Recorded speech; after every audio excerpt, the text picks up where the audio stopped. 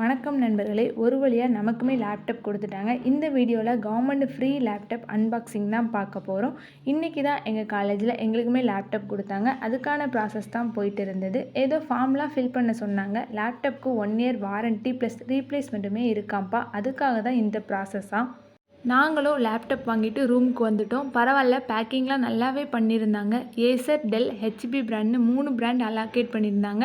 எங்களுக்கு HP brand laptop தான் provide பண்ணியிருந்தாங்க. இதோட 65 வாட்ஸ் சார்ஜருமே கொடுத்துருந்தாங்க. அப்புறம் ஒரு லேப்டாப் பேக்கும் சேர்த்து கொடுத்துருந்தாங்க.